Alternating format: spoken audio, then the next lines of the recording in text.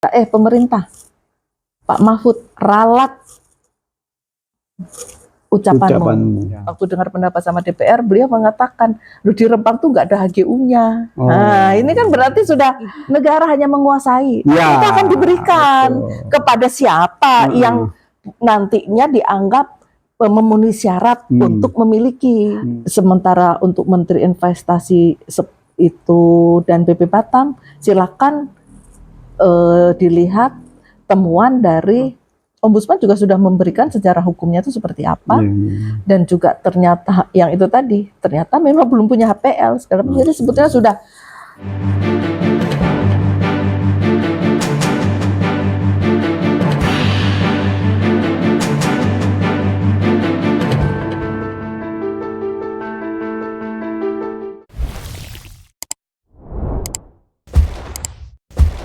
Assalamualaikum warahmatullahi wabarakatuh. Waalaikumsalam warahmatullahi wabarakatuh. Jumpa lagi di Has dan Peace Channel dengan Ibu Tri. Ya. Sehat ya, Ibu? Alhamdulillah. Alhamdulillah. Ya. Terima kasih nih menerima undangan saya nih. Iya, dan ini kebetulan mungkin Habib mau menggali masalah apa sesuai keahlian Ibu aja. Ya, sesuai dengan yang sekarang mungkin sedang bergejolak gitu ya. Jadi biasa kita bisik-bisik politik ya, bisik-bisik kenegaraan tentang isu-isu ya. Akhir-akhir ini kan kita melihat fenomena tentang masalah pertahanan kan yang begitu karut-marut ya. Nah, jadi menimbulkan gejolak sosial ya yang luar biasa ya. Betul, Nah, kita sebagai LSM Peace yang peduli dengan sosial politik ya, ikut prihatin ya. Makanya saya memerlukan kepengen pencerahan dari Ibu Tri nih sebagai notaris, sebagai bidannya PKS, luar biasa nih. Terutama ini ya, sekarang ini kan masalah Rempang ya. Ya. Banyak, ada Rempang. Iya, memang ada beberapa, tapi yang sekarang mungkin sedang menonjol begitu. Ya sebenarnya konflik agraria saat-saat ini sedang banyak ya gitu. Banyak gitu. Sekali. Nah, itu akibat menurut saya memang akibat ketidakadilan, ketamakan dan keserakahan gitu ya. Jadi ini kita bicara saat ini, kita bicara masalah Rempang dulu, yang kebetulan sampai saat ini kan ya masih, ini kan tanggal 28 September kemarin yang menjadi batas waktu untuk pengosongan kan pada akhirnya pemerintah mengatakan tidak jadi tanggal 28, tetapi ya sampai batas waktu yang tidak ditentukan. Nah, kita tidak tahu ya nanti seperti apa, tapi saya hanya ingin memberikan penjelasan begitu yang menurut saya selama ini banyak yang membahas itu dari informasi yang tidak benar dari pemerintah gitu ya, sehingga orang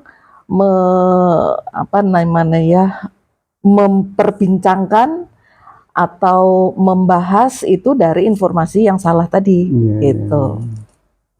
Nah, saya mulai saja awalnya itu tiba-tiba terjadi ini ya, bentrok antara aparat sama masyarakat gitu ya. Kemudian dari situ Pak Mahfud MD selaku Menko Polhukam, beliau kepada insan pers gitu mengatakan bahwa masalah Rempang itu sebetulnya pada tahun 2001 kan sudah diberikan HGU-nya, hak guna usahanya, gitu, kepada entitas perusahaan. Tetapi karena itu nggak dilihat-lihat, nggak ditengok-tengok, terus kemudian haknya ini diberikan ke pihak lain. Nah, itu kan tidak jelas di situ pihak lainnya siapa, kemudian HGU itu apakah dia sudah terbit sertifikatnya, namun kemudian karena tidak dilihat-lihat, mungkin bukan tidak dilihat-lihat, mungkin tidak dilakukan kegiatan, tidak digarap. Itu mungkin ya memang bisa saja sih itu dibatalkan. Tapi ternyata dalam perjalanannya begitu ya, Pak Menteri ATR itu, Pak Menteri Agraria dan Tata Ruang itu di hadapan DPR. Beliau BPN ya? DPR ya, BPN beliau kepala BPN kan.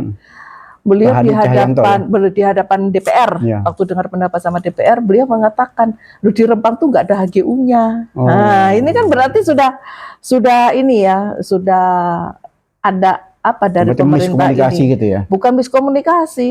Itulah apa disinformasi atau apa? Disinformasi. Iya. Maksudnya memang salah. Jadi Pak Mahfud ini mungkin belum menerima masukan yang benar, beliau sudah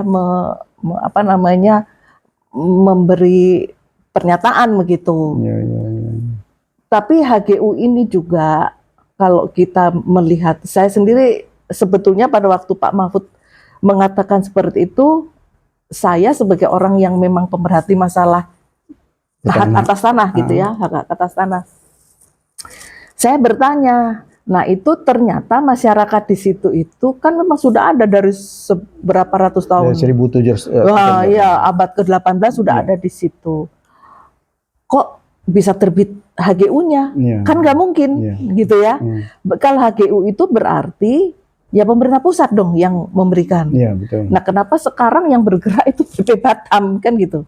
Karena di Batam ini memang ada kekhususan, gitu, kekhususan dulu Otorita Batam yang kemudian sekarang menjadi BP Batam itu kan memang ketika dibentuknya tahun 1971, pada tahun 1973 itu dia diberikan hak pengelolaan untuk seluruh Batam. Berarti itu dari tahun 71 tuh Otorita Batam sudah ada ya?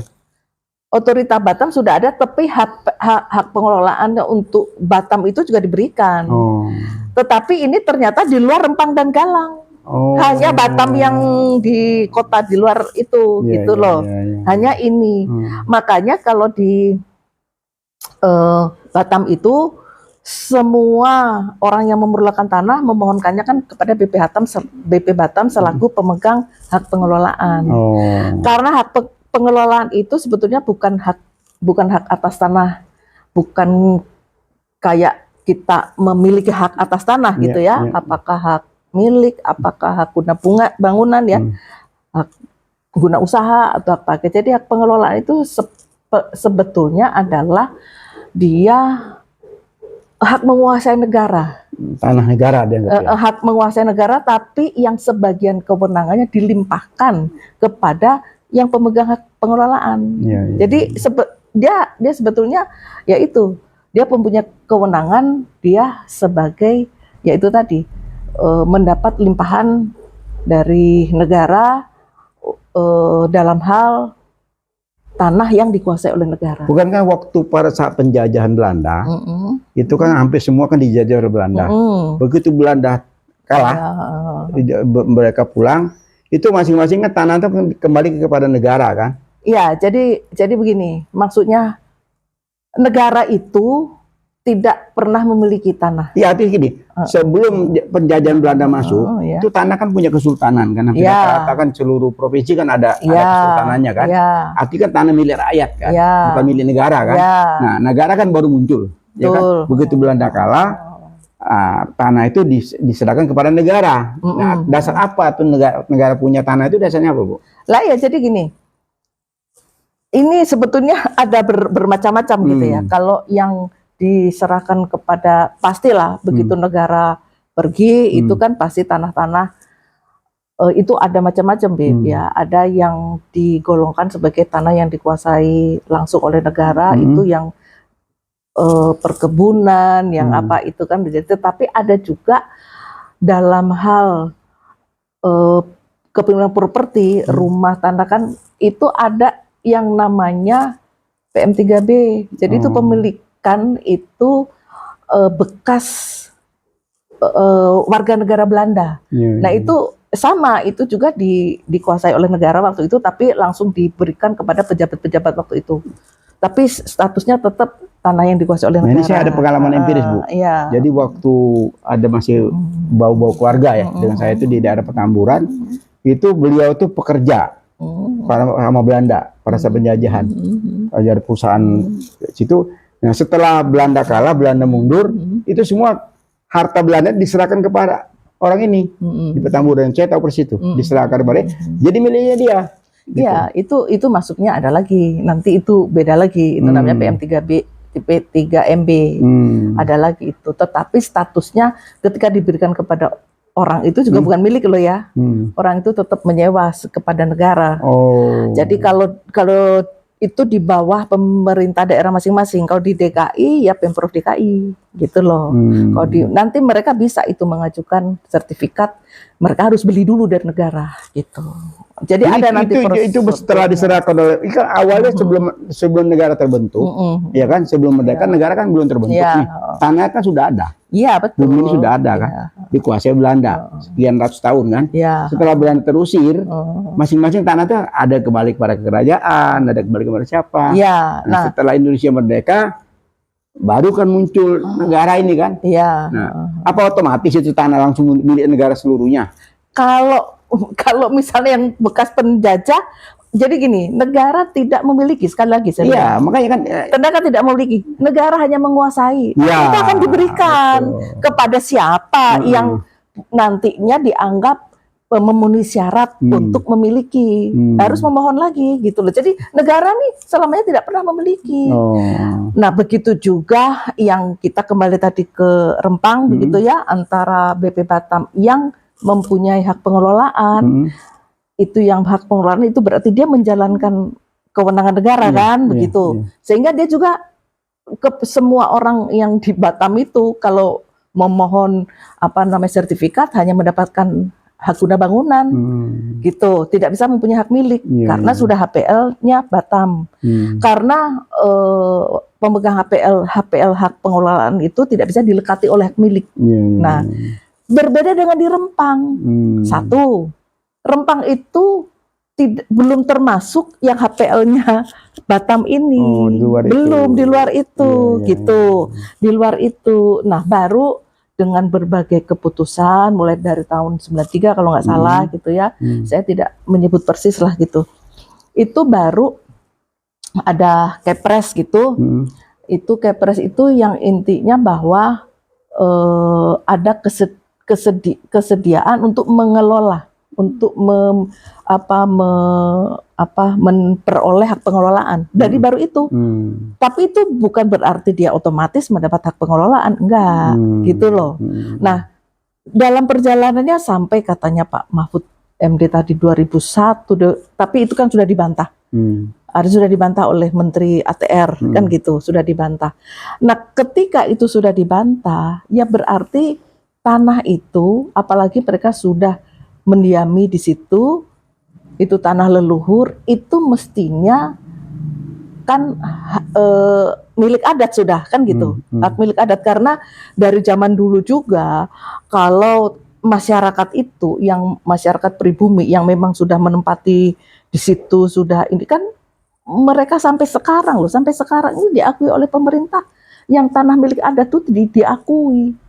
Gitu loh, diakui, dan mereka itu diakui dan mereka mempunyai hak prioritas sebetulnya untuk mendapatkan sertifikat hak milik. Kembali tadi bantah membantah itu aneh juga ya. Nah, itu makanya ini kok tiba-tiba bilang HGU, sehingga waktu itu ramai sampai saat ini bahkan semua orang pakar semua kan berangkat dari HGU. Nah, makanya ini soalnya waktu itu punya HGU, PT apa ini padahal nggak ada. Nggak ada punya HGU di situ.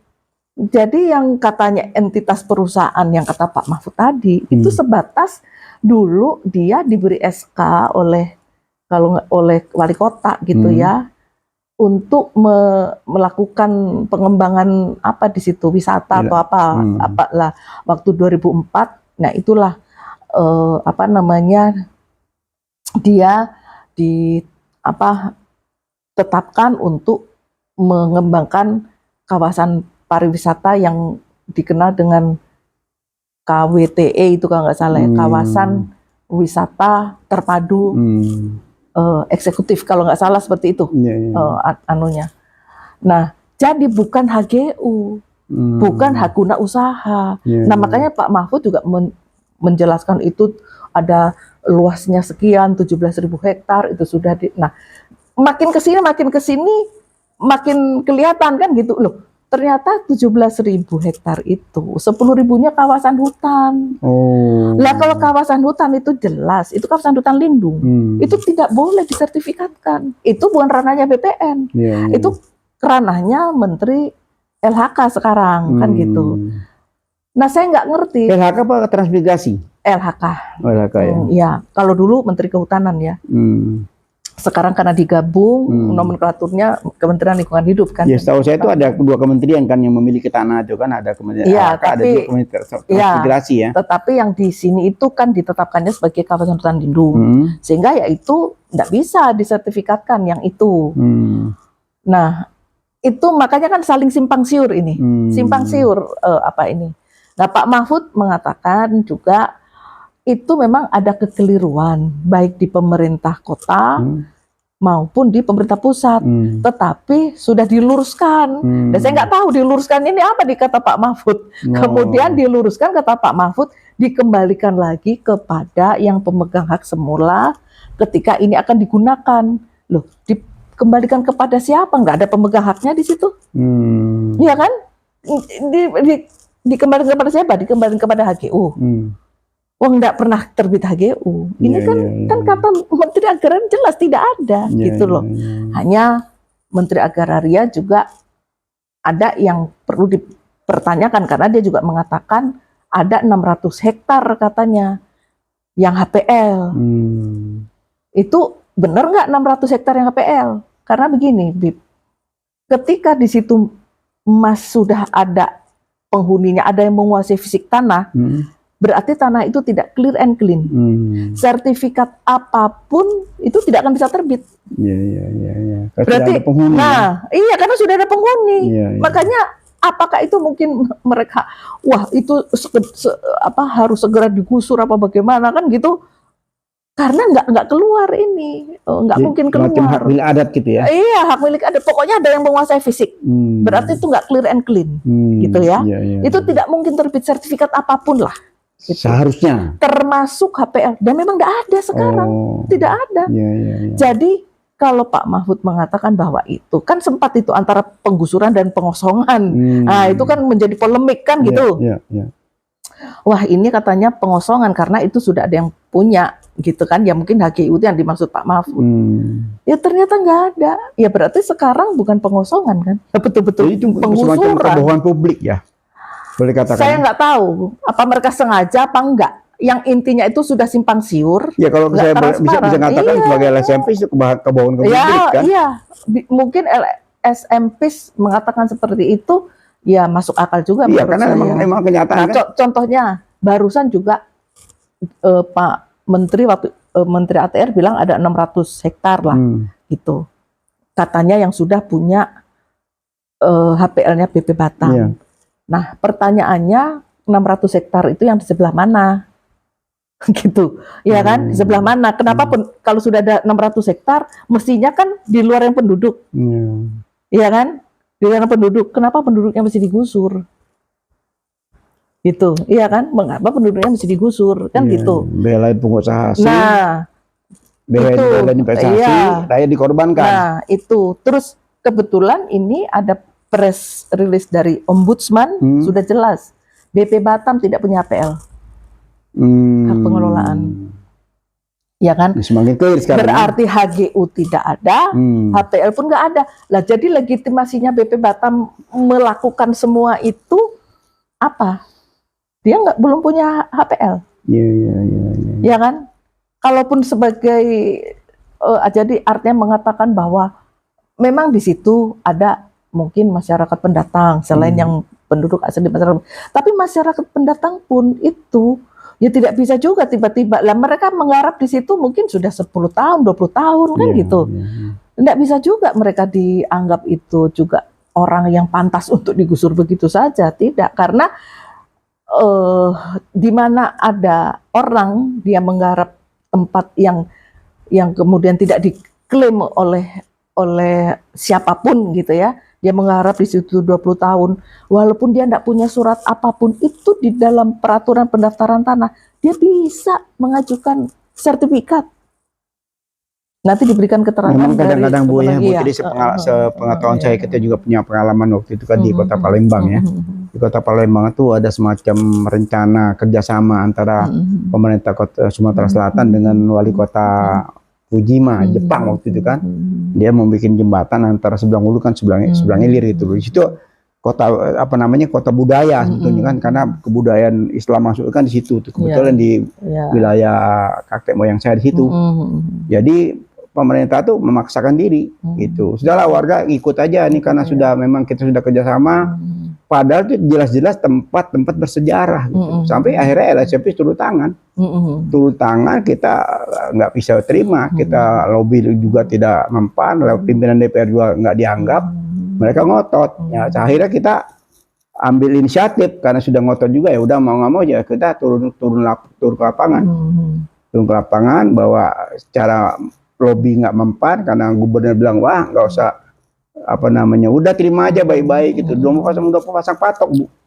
Itu untuk apa waktu itu? Untuk jembatan penyeberangan. Oh, jembatan. Dari seberang ini ke seberang hulu. Padahal tanahnya kosong banyak. Gitu. Saya bilang kita setuju untuk pembangunan, tapi jangan di sini. Nah, memang kembali lagi tanah-tanah itu kan tanah nenek moyang semua tuh rata-rata tidak punya sertifikat. Di situ kelemahannya. Nah, jadi udah nanti diganti rugi juga pun nggak masuk akal. Sebagian orang yang sudah terpengaruh oleh uang setuju, padahal dia tidak punya hak, kan itu kan waris turun temurun banyak sekali yang punya. Nah akhirnya kita turun tangan situ, kita demo habis-habisan gitu loh.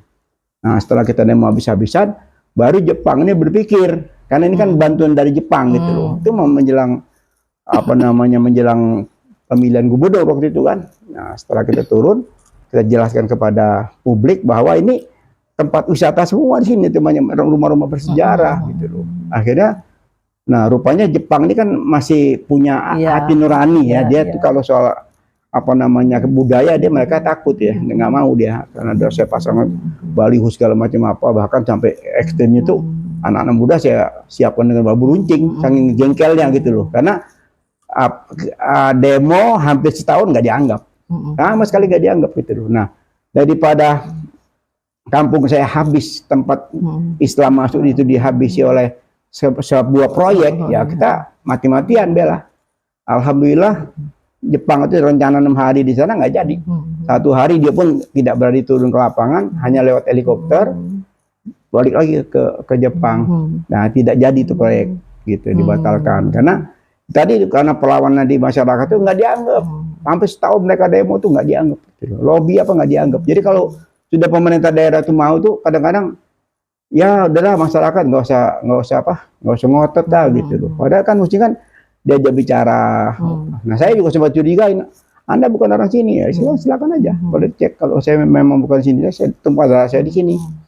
Nah, alhamdulillah berhasil itu, gagal dibangun, tetap jembatannya dibangun cuma digeser, tapi dengan rezimnya lain, bukan pemerintahan yang saat itu, karena nggak lama pemilihan gubernur, ya gubernur petahana itu lengser, gubernur baru ya dia ada kebijakan. Dan bahkan sekarang tempat yang tadi mau dibongkar itu menjadi tempat wisata, dilindungi oleh negara, dapat fasilitas sekarang, alhamdulillah.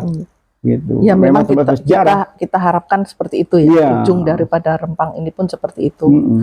Jadi memang apa namanya, kalau tadi itu kan bekas tanah ini, bekas tanah itu memang tidak punya sertifikat dah. Justru itu tugas pemerintah. Kalau ini bukan tanah kosong, rumah semua. Loh lah ya, justru itu maksudnya. Jadi artinya gini, kalau memang itu sudah dihuni oleh masyarakat, kan kita melihat itu dihuni ratusan tahun. Masyarakat itu hidup sendiri, wira swasta dengan segala macam usaha, tidak menganggur pemerintah. Tiba-tiba harus dihabisi, itu yang saya nggak terima gitu. Nah, iya, maksudnya makanya kan permasalahan tanah itu kan case by case gitu ya. Memang intinya tuh begini, pemerintah itu apalagi presiden sekarang itu kan kemarin waktu mau pilpres itu kan meluncurkan satu program katanya sertifikasi gratis yang namanya PTSL. ya kan? Pendaftaran tanah sistematis lengkap, dan di dalam Kepres itu ditargetkan 2025 seluruh bidang tanah di Indonesia itu sudah bersertifikat semua. Itu pun waktu itu kan anggaran APBN tuh yang untuk mensertifikatin itu semua. Nah, tetapi setelah Pilpres ya melempem lagi tuh, gitu loh. Iya, lu kan bagi-bagi, waduh, bagi-bagi itu, iya betul. Diekspos begitu besar. Iya, ya?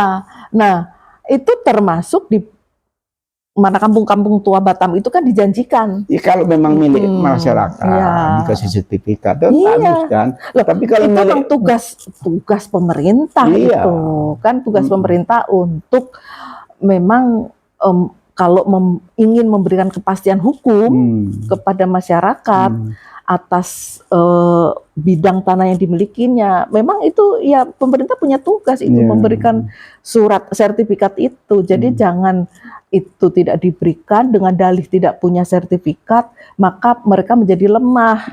Siapapun nanti boleh kalau memerlukan tanah itu gitu, lalu kemudian menjadi sewenang-wenang kan gitu. Jadi kalau memang itu untuk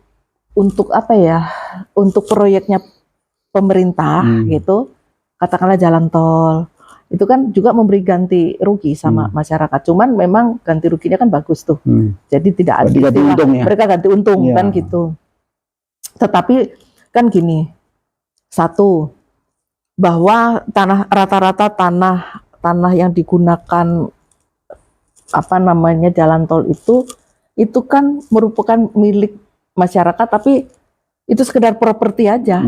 Maksudnya ada yang punya tanah di mana, tapi sebenarnya dia memang sekedar memiliki tanah itu, tapi dia tidak bertempat tinggal di situ, bahkan kadang tanahnya kosong, tanah itu. Jadi ya ketika dia diberi ganti untung ya happy aja. Saya ingat waktu Jokowi waktu wali kota ya, waktu wali kota itu kan itu begitu dekatnya dengan masyarakat ya. Katakan waktu ada semacam pasar yang mau digusur kan, mereka ada pertemuan sampai berpuluh-puluh kali kan, sampai 7 bulan katanya. Gitu. Tapi kalau sekarang beda ya? Ya itu kita tidak tahu. Ya, istilah sekarang saya hanya ingin mempertegas aja bahwa apa yang disampaikan pemerintah, karena saya hanya bicara masalah status tanahnya ya. Saya tidak bicara malah PS, masalah proyek strategis itu sudah banyak yang membahas. Dan di mana jadi pemerintah itu melanggar aturannya sendiri. Pemerintah melanggar aturan negara. Sama dengan masalah tanah itu juga seperti itu, dan juga sampai saat ini kan BP Batam melakukan sosialisasi, melakukan segala macam itu. Saya justru bertanya, ya mungkin tugaslah dari pemerintah pusat. Tetapi legitimasinya tuh apa BP Batam itu? Kalau Menteri Investasi malah nggak apa-apa, karena yang mau kan memutuskan itu untuk nanti ada menjadi tempat investasi swasta itu kan pemerintah pusat, kan gitu. Jadi kalau itu untuk kepentingan umum dalam arti memang untuk kepentingan umum seperti ya yang sudah dikategorikan kepentingan umum itu adalah jalan tol, ya kan, rumah sakit yang dibangun oleh pemerintah. Kalau perumahan masyarakat berpenghasilan rendah yang dibangun oleh pemerintah, bendungan, pokoknya yang termasuk kepentingan umum ada berapa kan, termasuk jembatan kan gitu. Nah ini saya nggak tahu, ini pemerintah tiba-tiba melabelkan itu dengan PSN, kan gitu. Padahal ini adalah investasi untuk swasta. Gitu kan, investasi untuk swasta. Jadi menurut saya juga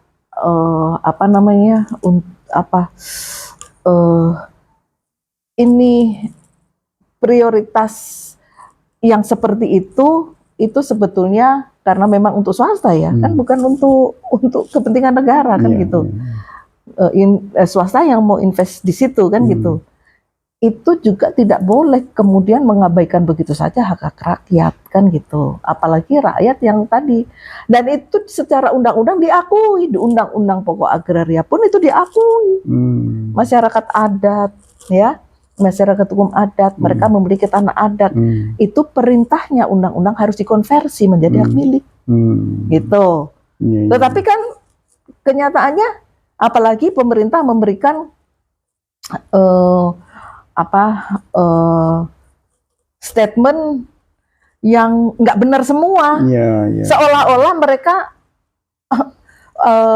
melegitimasi tindakan mereka bahwa mereka tuh benar karena ini sudah ada kok yang punya HGU, jadi itu pengosongan. Di situ jadi crowded. Nah, terus wah ini BP Batam lah, pemerintah nggak pernah mengakui loh BP Batam itu belum punya HPL. Ya kan? Belum ada statement dari pemerintah. Oh ternyata nggak ada HGU-nya, kan gitu. Oh ternyata nggak ada HPL, kan tidak ada. Ini kan temuan-temuan dari yang menginvestigasi. Ya kan? Di samping itu pernyataan dari Pak Menteri Agraria tadi, itu hanya yang dia bilang 600 hektar HPL itu ternyata kata Ombudsman nggak ada HPL di situ, kan gitu.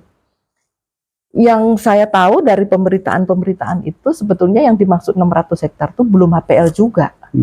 Ini karena perintahnya pada waktu itu harus segera dikosongkan begini sehingga diberikanlah SK, surat keputusan untuk HPL itu. Tapi SK-nya itu SK sementara gitu. Itu tidak diungkap oleh Menteri ATR kepala BPN, ini tidak diungkap juga kan, kalau itu sebenarnya SK sementara. Ada yang mengatakan itu SK bersyarat. Kok bermain-main sih dengan masalah hal yang sebesar itu? Lah itu ya makanya saya tuh hanya ingin memperjelas saja sebetulnya untuk terbitnya sertifikat walaupun HPL BP Batam itu kan tidak bisa kalau masih ada masyarakat di situ. Makanya pemerintah tuh itu harus kosong, kosong. Itu karena sebetulnya BP Batam itu legitimasinya apa? Sampai sekarang itu dia belum punya HPL. Cerobohannya luar biasa. Iya kan? Dia belum punya HPL, terus ngapain? Mungkin saran dari Bu Tri sebagai pakar pertanahan ini apa kira-kira, Bu?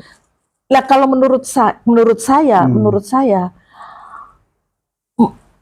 apapun yang terjadi, masyarakat itu harus diberikan haknya, berikan mereka sertifikat, ya kan? Berikan mereka sertifikat. Nah, ketika mereka mempunyai sertifikat, mereka mempunyai kepastian hukum bahwa mereka adalah pemilik di situ.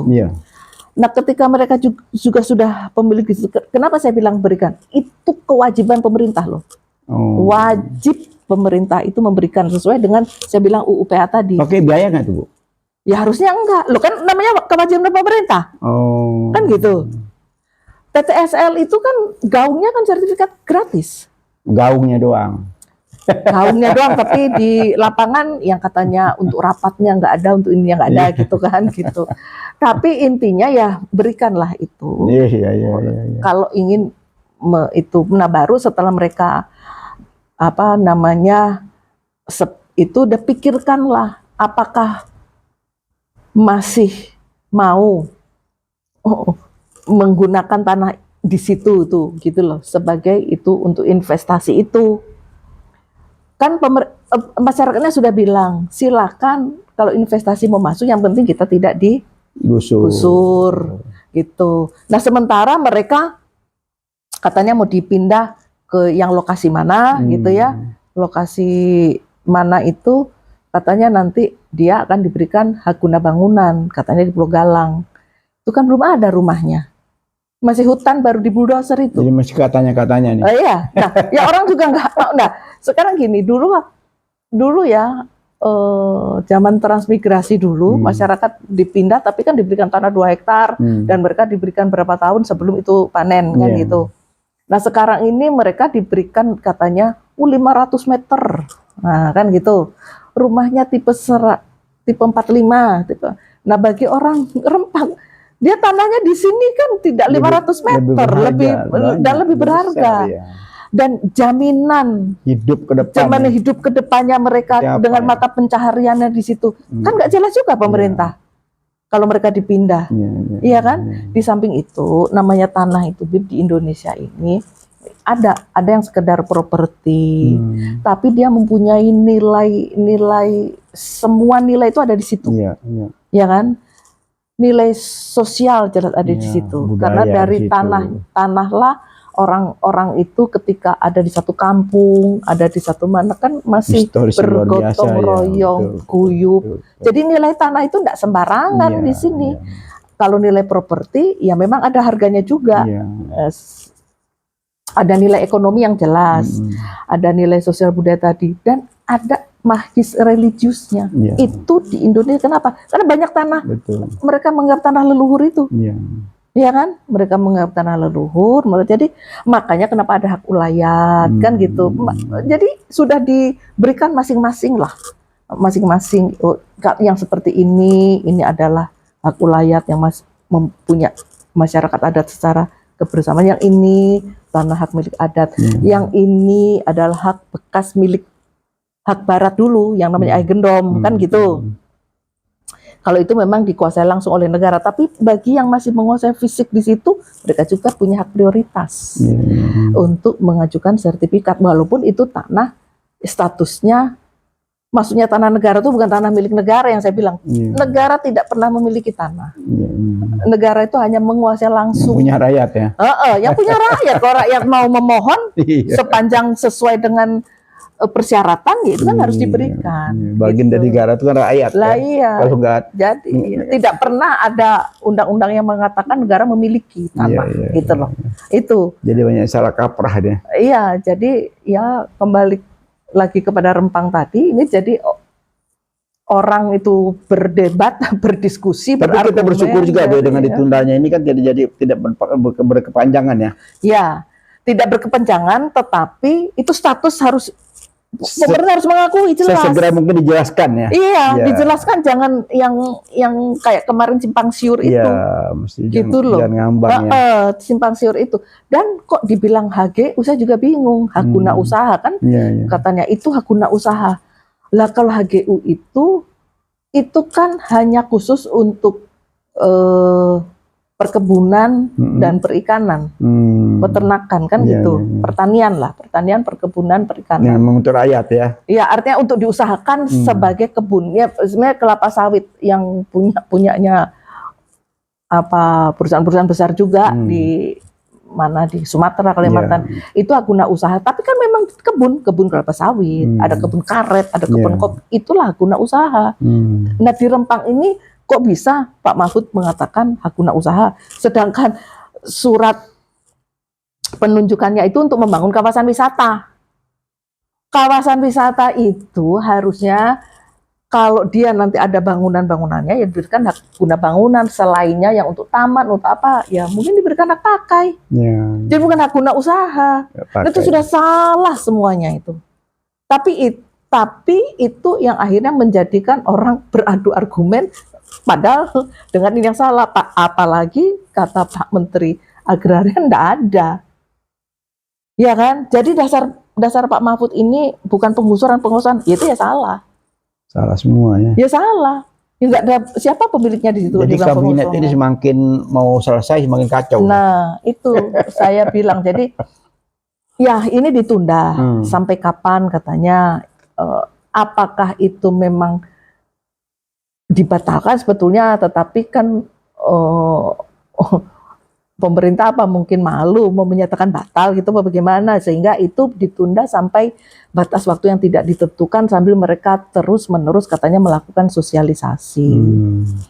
Jadi kalau saya melihat masyarakat Rempang sampai hari ini mereka tetap nggak mau, cuman dibalik itunya ya, dibalik apa namanya katanya ini diperpanjang. Tapi masyarakat Rempang itu udah mulai susah loh mendapat bahan Tapi kalau makanan. saya lihat Bu, tadi ini bukan hanya masyarakat Rempang yang semuanya terusik ya. Suku Melayu ini semuanya bangkit loh, sekarang. Dengan adanya itu, ya udah pasti. Iya. Ya pasti semua. Karena apa? Karena mereka satu, kedaulatan negara itu kan mereka ndak apa namanya, mereka tidak rela kalau kedaulatan negara kita itu hanya lepas dari seperti investasi. contoh Kesultanan Riau itu kan begitu banyak sumbangan kepada negara kan. Terus kedua, pastilah awalnya suku Melayu karena mereka merasa ya ada keterkaitan lah ya secara hubungan sosial budaya, secara darah, secara apa kan gitu. Tetapi pada akhirnya kan bukan cuma suku Melayu aja. Nah di Jawa Barat kemarin sudah begitu, di Jakarta juga sudah ada yang menyatakan pendapatnya mendukung Rempang. Jadi seluruh Indonesia itu bukan suku Melayu lagi. Berarti di sini ada masalah kedaulatan negara yang terusik. Yang mengusik rasa keadilan kita sebagai rakyat. Kalau pejabatnya nggak terusik, nggak tahu. Gitu ya. Tapi kalau rakyat pasti terusik, ya kan? Kalau pejabat kita nggak pernah terusik. Nggak tahu. Mereka happy aja. Busur gitu aja. Makanya sekarang saya harap dengan podcast ini menjadi jelas bahwa apapun yang dilakukan di situ, apalagi perintahnya kepada BP Batam yang harus kamu mensosialisasikan, lu legitimasinya apa, dia HP aja nggak punya di situ. Iya kan? Kalau mau ya dari Kementerian Investasi silakan turun langsung. Nah kalau BP Batam, ya kan? Kan emang investasi urusannya BP Batam kan tidak? Urusannya pusat. Iya, Kementerian Investasi kan nggak punya hak juga kan? Enggak, kalau dia mau sosialisasi ini kan karena dia kan untuk investasi. Kalau BP Batam itu kan sebetulnya kalau memang dia punya HPL itu berarti kan berkaitan dengan tanah itu. Lah BP Batam nggak punya HPL kok. Terus ngapain? Hak pengguna, hak pengelolaan lahan ya? Iya, kan tidak punya. Iya kan? Kok bisa-bisanya nggak punya hak kok dia? Lah iya itu yang kita nggak tahu kan, itu kan ternyata baru mau diajukan. Iya kan? Perusahaan siapapun juga tidak ada yang punya HGU. Masya Allah. Iya kan? Jadi itu yang maksud saya kita perlu tahu, nggak ada. Jadi perlu kita pertanyakan ya, kedaulatan rakyatnya ada di mana sih? Kira-kira?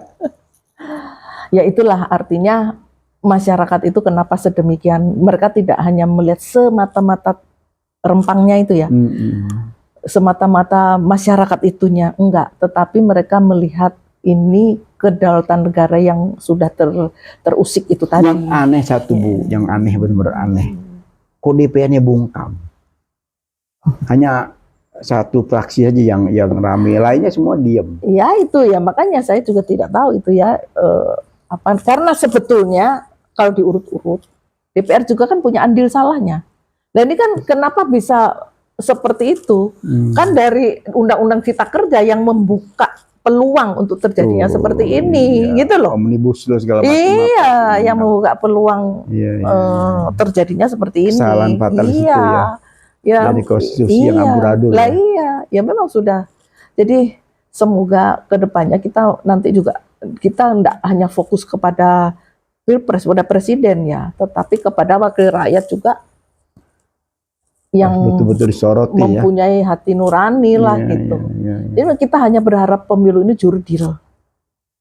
Satu jurdil, kedua caleg-calegnya juga mesti dipelototi dari mana nih? Iya, ya caleg dipelototin juga kalau pemilunya nggak jurdil ya tetap aja yang keluar yang gitu iya kan? Intinya tuh harus jurdil. Nah itu yang kita melototin itu di samping mungkin bacaleg, sebenarnya jurdilnya ini loh, gitu loh, jurdilnya baik untuk Pilpres maupun untuk yang pileg gitu, ya kan? Supaya berganti. Jadi bukan cuman Pilpres aja yang perubahan. Bu Tri ini kira-kira ada nggak sih jurdil bisa terwujud kira-kira? Bayangan Bu Tri di Pilpres nanti nih, Pilgub nanti pemilihan caleg segala macam ini, ada nggak kira-kira jurdil, masih ada harapan jurdil? Ya kita berharap. Dari kacamata Bu Tri ini kira-kira.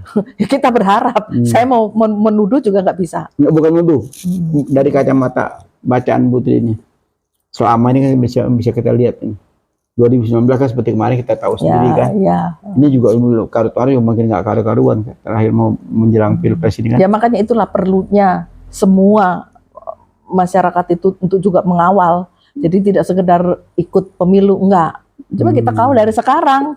Semua apa namanya itu mulai melototi apa sih yang dilakukan KPU, apa sih yang di Bawaslu diikuti terus ya. Diikuti terus. Diikuti terus. Sampai di mana kebijakannya. Iya, diikutin terus. Karena ya itu tadi ya. Jangan sampai, kan banyak ada juga yang mengatakan orang ikut pemilihan tuh siap menang, siap kalah. Jangan kalau kalah ternyata nggak siap. Terus nanti yang padahal artinya kalau memang jurdil ya siap menang, siap kalah lah. Kalau yang satu curang, orang kalah gimana mau nggak? Jangankan begitu. Sedangkan di pertandingan basket aja, pertandingan bola, kalau wasit itu apa namanya, tidak adil kan ribut, kan gitu. Bukan masalah siap menang siap kalahnya. Apapun ya memang siap menang siap kalah, tapi lakukanlah itu dengan yang saya bilang tadi, jujur, gitu. Adil, bebas, terbuka ya. Iya, gitu. Nah sekarang aja yang saya katakan, dan itu sebetulnya bukan masalah Rempang aja ya. Kebetulan sekarang rame itu kan masalah Rempang. Terus masih ada lagi konflik agraria yang lain.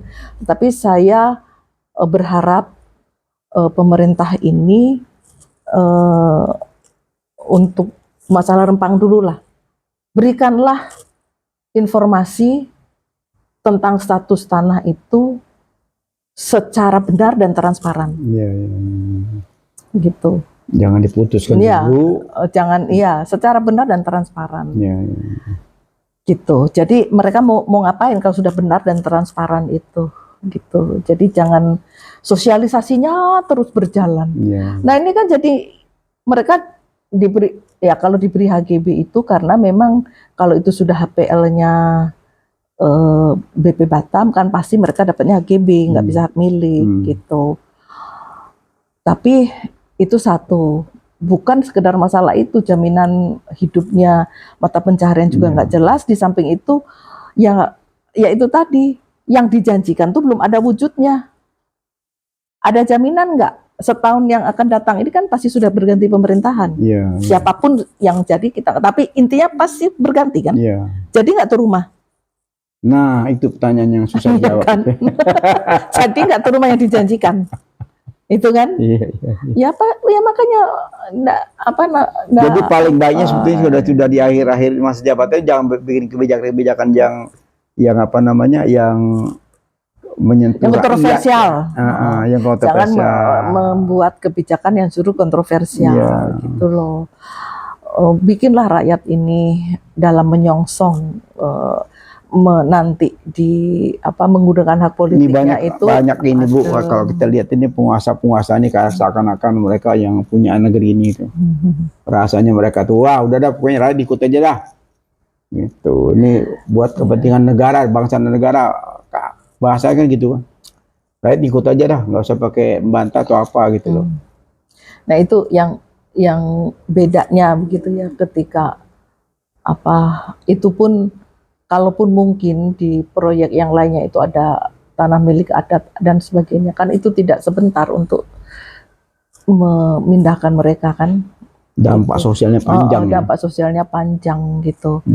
Tetapi rata-rata kalau seperti yang jalan tol atau jalan-jalan biasa begitu kan, karena itu betul-betul untuk kepentingan umum, artinya memang untuk kepentingan semua masyarakat.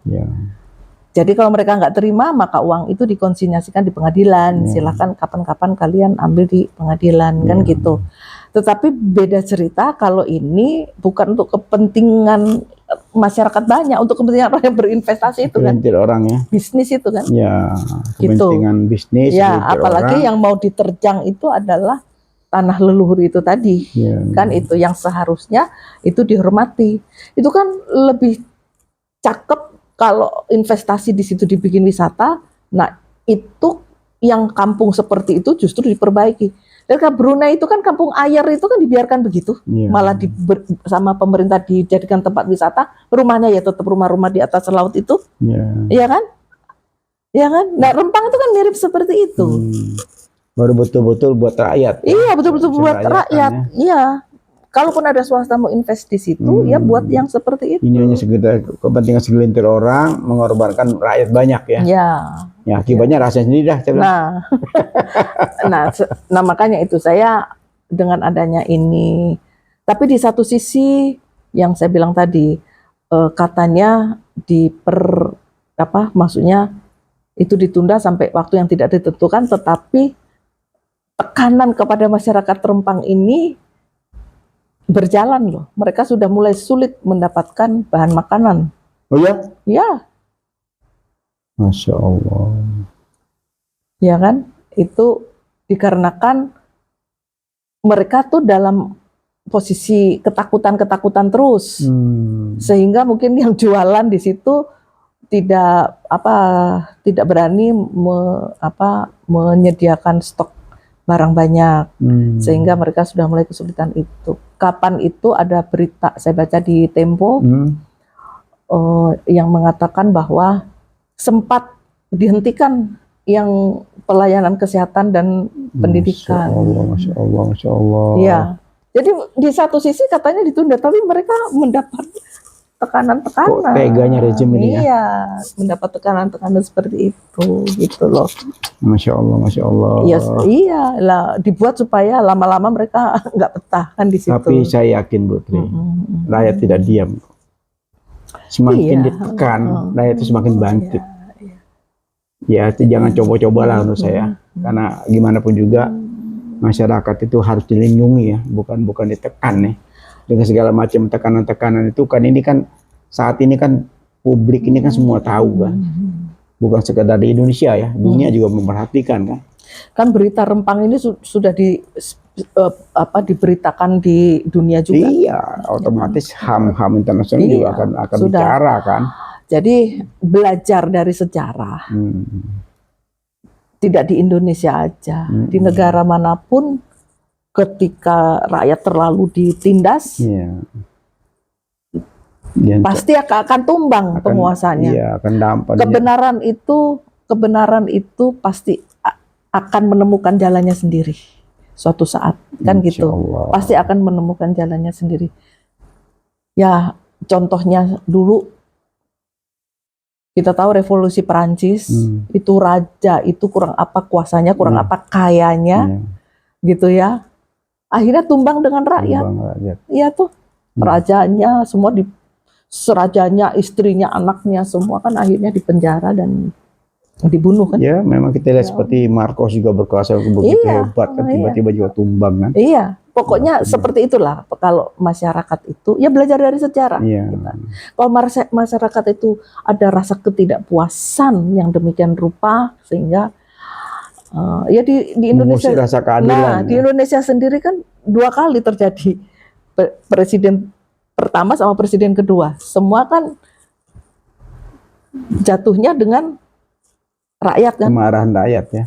Kemarahan rakyat. Apa itu yang diinginkan? Ya nggak tahu juga. Mestinya mereka belajar dari sejarah itu. Saya kadang suka prihatin ya lihat jangan terlalu yang lagi menjabat sekarang ini seakan-akan mereka tidak akan mati gitu ya. Begitu berkuasanya dengan segala macam cara kita dia berkerik ke sana berkerik ke sini gitu ya. Kadang-kadang lihat ya jengkel juga ya sebagai pemerhati politik sosial ini kayaknya nggak dianggap ya, rakyat nggak dianggap gitu. Begitu banyak. Kan nggak sedikit tokoh-tokoh Melayu, puak-puak Melayu kan semuanya bangkit di mana-mana kan. Iya, gitu. Dan kasus konflik agraria itu jangan dianggap sepele, ya kan? Karena merampas tanah rakyat itu dosanya luar nggak kebilang dunia akhirat ya. Dunia akhirat itu ya. Jadi ya itu. Kebetulan kalau yang Rempang ini karena baru saja dan sedang berlangsung, jadi saya sempat memperhatikan semua kronologi aturan-aturan dasar hukum. Pejabat kita nggak ngerti bahwa mereka bahkan kembali ke tanah ya. Ya kan? Apa nggak ngerti ya? Katanya banyak yang Muslim kan? Iya. Apa nggak berpikir dia akan kembali ke dalam tanah gitu loh? kan? Iya, saya nggak ngerti juga saya, Bib, mereka kok bisa seperti itu. Iya, gitu kan loh. kalau kita Ya. lihat sumbangan Melayu terhadap kemerdekaan Indonesia kan bukan uang kecil, uang besar dan segala-galanya kan disumbangkan kan. Tapi kok balasannya seperti ini gitu loh, ya itu bikin kesal juga ya. Makanya kan apapun, kalau mereka kan kebanyakan KTP-nya Islam kan, pemimpin pejabat kita itu. Iya, disumpah lagi Bu. Iya, Itu disumpah yang pakai saya ayat kan merinding gitu. itu loh. Nah, Mereka disumpah iya. demi Allah, gitu loh. Mereka tidak Disumpah. akan begini, tidak Iya. akan begitu kan. Orang gitu. yang melanggar sumpah itu Putri, ya Allah. Bagi yang memahami nilai-nilai agamanya, bagi yang agamanya cuma ditulis di KTP ya susah. Ya. Ya mereka tidak mendalami itu, mereka Ya setidaknya oke lah mungkin sholatnya nggak ini, tapi kan hati nurani Iya, kan Bu ya. nurani. Namanya hati nurani, lihat rakyat kita sendiri, bangsa kita sendiri yang susah makan, susah apa, harus terusir gara-gara kepentingan segelintir orang gitu. Apa mereka nggak berpikir ini yang saya mau? Ya kadang-kadang itulah ya, kekuasaan, harta, ya harta tahta itu kan ujian, kan gitu, harta tahta ujian. Ya mungkin mereka tidak tahan dengan ujian atau tekanan juga mungkin dari segelintir orang itu. Ya sebetulnya kalau misalnya kita bicara kemungkinan, semua tuh mungkin, gitulah kan, semua mungkin kan gitu, semua mungkin aja kan. Mereka sajalah yang, ya mereka yang tahu. Ya mungkin dalam bisik-bisik politik kenegaraan ini kita mengingatkan ya Putri sekali lagi kepada elit politik ya, kecuali yang saat ini lagi memegang kekuasaan ya, memegang kementerian ini, sadarlah ya bahwa hidupmu itu akan mati gitu, ya kan? Tidak akan selama-lamanya gitu loh. Dan ketika mati dihisap. Ketika mati dihisap, apakah mau meninggalkan dosa anak cucumu, bayangkan anak cucumu, oke lah dirinya lepas, tapi kenapa dosa-dosa anak cucu tidak punya beban? Alangkah indahnya, alangkah baiknya begitu di akhir-akhir ayatnya itu, selama meninggalkan jabatan itu, akhir itu bagus gitu loh, buat anak cucu itu bagus. Oh papa saya atau kakek saya dulu pejabat ini punya kenangan manis gitu. Ini kenangannya gusur. Ya kan, ngosong itu yang. Dan itu sampai terus itu akan menjadi, ya itu tadi menjadi kenangan, dan justru kasihan anak cucunya kan. Iya. Mereka mempunyai merek. Mempunyai semacam merek kan. Iya, yang wah dulu orang tuamu apa kakekmu apa buyut ketika berkuasa seperti itu, dan itu kan tidak hilang. Seperti Fir'aun kan. Iya. Sampai sekarang itu sampai Fir'aun sekarang kan, iya betul. Orang udah bilang Fir'aun itu udah merinding ya. Apa mau mereka seperti ini kan, itu yang kita khawatirkan. Mereka kan ya rata-rata kan umurnya sudah di atas 50 kan. Iya. Sudah di atas 50. Artinya apa? Kan tinggal lama lagi wassalam kan. Aduh. Ya begitulah, artinya kita hanya bisa berharap, tapi kita akan terus memberikan kritik dan masukan ya gitu. Semua itu sebetulnya untuk kebaikan negara dan bangsa. Ya kan gitu. Tugas kita ini kan mengisi kemerdekaan ini dengan jujur, adil, kan gitu kan Bu. Kan kalau zaman kemarin sebelumnya pejuang-pejuang itu merebut kemerdekaan, kita kan mengisi kan. Yang mengisi jangan sangat semena-mena kan gitu kan. Mentang-mentang berkuasa dia semena-mena, apa ulahnya dia dianggap paling benar, kritik sana sini dianggap angin lalu, itu kadang-kadang kita bikin apa namanya. Kayaknya ya seperti itu. Kalau memang sudah masuk di dalam lingkaran itu dan dia tidak artinya dia tidak memahami dan tidak menjalankan apa tuntunan agamanya. Agama itu kan adalah tiang ya. Bukan nggak memahami, tidak punya hati nurani. Loh, ya karena nggak paham itu sehingga hati nuraninya hilang. Juga, bukan masalah paham, kan pasti paham lah. Masa nggak paham orang tergusur? Hati nurani nggak ada. Bukan, yang saya bilang itu dari sisi agama itu tadi loh. Iya, oke lah kalau orang yang agamanya. Karena seperti itu kan tadi kan Habib mungkin mereka nggak ingat mati kan gitu. Nah itu kalau mereka ingat itu kan berarti mereka harus paham agama saya, agama apapun lah gitu. Pasti Iya. tuntunannya kan baik. Betul. Harus orang baik dan Iya. mempunyai hati nurani. Iya. Nah, kalau orang sudah tidak mempunyai hati nurani, berarti agama dia tidak menjalankan tuntunan agama lah. Agama apapun kan mengajarkan kebaikan. Iya. Iya kan? Ya itu berarti dia sudah tidak berpegang pada tuntunan agamanya. Karena ya kan dia sudah tidak mempunyai hati nurani dan dia sudah berada di lingkaran yang mungkin kekuasaan tuh ingin terus. Kalau nggak dia nanti harus terus berlangsung ke anaknya, berlangsung ke sini terus. Kalau nggak ke orang lain, yang penting dia harus berada di dalam posisi yang berkuasa terus. Ini nggak ngerti apakah seperti itu hanya ketamakan semata atau memang ada yang mau ditutupin sehingga dia nggak ngerti juga saya. Sehingga dia sudah terlilit dengan seperti itu. Mau keluar dari sini itu dia merasa dia mungkin merasa orang-orang yang sekarang sedang berkuasa dan melakukan hal seperti itu kan. Ya, selebihnya setan ya, maksudnya lingkaran setan kan mau keluar kemana ya? Ya, selebihnya masalahnya budaya menjilat ke atas dan menginjak ke bawah itu kan itu kan seolah-olah ini seperti menjadi budaya di birokrasi. Masya Allah. Iya kan?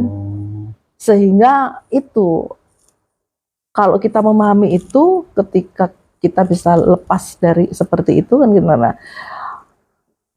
Jadi karena dia menjilat itu tadi disuruh apa aja yang nggak yang sudah nggak sesuai aturan yang dijalankan juga gitu. Ya kan? Ya gimana ya? Kalau misalnya mereka punya hati nurani, ya kalau nggak sesuai ya sudah diberhentikan ya nggak apa-apa tuh. Ya kan? Seharusnya gitu ya. Seharusnya kalau saya bilang tuh tadi. Kan Habib tadi selalu bilang ingat mati, gitu, iya kan? Ya saya tuh bingung ya. Soalnya kenapa? Habib juga pasti bingung, kok bisa sebegitunya begitu. Begini loh, yang kita lihat di Rempang ini nggak di Rempang aja sih sebetulnya ya. Yang kita lihat di Rempang ini ada beberapa juga yang seperti itu. Cuman ini yang jelas-jelas sekarang sedang menjadi berita. Yang mau investasi swasta, tetapi yang istilahnya berhadapan dengan rakyat sampai gebuk-gebukan, gas air mata sana sampai seperti itu negara melalui aparatnya. Lepas dari mau investasi itu swasta. Ya, malah kata suruh fitting aja. Kan. Iya. Nah, yang mau investasi kan swasta, tetapi yang menghadapi masyarakat, sebenarnya saya juga kasihan loh sama polisi yang dibawa-bawa itu, gitu loh. Menjalani tugas ya. Iya, kan mereka katanya kalau saya lihat waktu demo itu Kapolrinya bilang mereka juga punya keluarga lah. Iya, mereka punya keluarga juga, tapi di sini juga kalian ambil haknya, gitu loh. Iya kan, kalian ambil haknya dengan semena-mena, gitu. Bahkan dengan sebegitu menurut saya kok tragis banget sampai nembak gas air mata itu sampai masuk ke rumah penduduk, ada yang punya bayi, punya apa, kenalah itu, ya kan? Dan itu yang saya bilang tidak berhenti sampai sekarang. Sekarang memang terornya tidak seperti itu, tapi teror memberikan form isian untuk bersedia relokasi itu kan terus diberikan sekarang. Sampai sekarang. Astagfirullahaladzim. Kan masih diberikan. Katanya kalau orangnya nggak ada, dikasihkanlah anaknya yang disuruh ngisi. Pokoknya mereka masih merasa diteror gitu. Masyarakat Rempang ini gitu loh. Nggak berhenti gitu di situ. Kemudian, nah itu yang apa ya? Itu yang tadi begitu tidak punya nuraninya, padahal. Nah, kalau gitu mungkin kita menghimbau yang sekian kali Bu ya, elit politik, DPR gitu loh. Coba turun ke bawah, lihat seperti Bu tadi kan ada semacam terus berproses kan. Nah, itu mesti mereka harus Ya turun kita langsung. sekarang tidak dalam posisi menghimbau, mereka sudah tahu tapi mereka tidak melaksanakan itu tadi tugasnya untuk mengayomi masyarakat, tugasnya untuk mempertahankan kedaulatan negara. Ya buat apa kita himbau? Gak ada gunanya ya. Nggak ada gunanya. Ganti aja mendingan. Ya memang sudah saatnya berganti nanti kan gitu. Jangan dipilih lagi ya. 2024 ya sudah saatnya berganti. Yang sekarang itu kita memarahi mereka. Kita mengkritik, memarahi mereka. Kenapa kamu tidak menghimbau? Gitu loh. Kenapa kok kamu? Saya nggak tahu ya. Apakah sudah ada? Biasanya anggota DPR itu kalau ada apa gitu ya mesti turun ya. Reses ya. Pas masa reses turun apa ya? Turun nggak tahu, ini kok belum ada yang turun, apa mungkin saya kelewat berita apa gimana, tapi saya kok belum tahu kalau ada yang turun ke sana. Gitu ya, mungkin seperti itulah kita. Saya sih tujuannya hanya itu tadi, ketika kita tahu bahwa semua informasi dan pernyataan yang diberikan pemerintah itu ternyata tidak sesuai gitu. Nah sekarang ya bagaimana kita menilainya? Kalau kita minta, kan kita sudah tidak menghimbau kan? Kita meminta, pemerintah, Pak Mahfud ralat ucapanmu. Gitu loh, ya kan? Ralat ucapanmu sesuai dengan yang kondisinya seperti apa sekarang. Sesegera mungkin. Di bidang hak atas tanah, Pak Mahfud harus meralat. Sementara untuk Menteri Investasi itu dan BP Batam, silakan dilihat temuan dari Komnas HAM dan berbagai LSM yang sudah menginvestigasi di sana kaitannya dengan hak asasi manusia itu seperti apa. Ombudsman juga mengenai administrasi dan sejarah hukum dari Rempang itu sendiri, itu sudah ada semua itu, gitu loh. Ombudsman juga sudah memberikan sejarah hukumnya itu seperti apa, dan juga ternyata yang itu tadi, ternyata memang belum punya HPL segala macam. Jadi sebetulnya sudah, apalagi kalau tidak mau transparan. Ya mungkin seperti itu, Bu. Iya, makin hangat ini pembicaraan dengan Bu Tri, pakar tanah, pakar pertanahan yang masih peduli dengan situasi karut-parut bangsa ini ya, Bu Tri ya. Baiklah, bisik-bisik politik kenegaraan ini makin hangat ya, makin tajam, tapi ini adalah proses pembelajaran ya buat masyarakat, buat elit-elit politik ya, buat pejabat yang lagi berkuasa. Ya cobalah pikirkan hak-hak rakyat ini, jangan diabaikan ya. Kita akhiri dengan ucapan wabillahi taufik wal hidayah. Wassalamualaikum warahmatullahi wabarakatuh. Ikuti terus Has dan Peace Channel, insya Allah bermanfaat buat kita semua. Makasih Bu Tri waktunya. Ya, nanti ada episode berikutnya nih, banyak lagi yang kita masih kupasin. Insya Allah.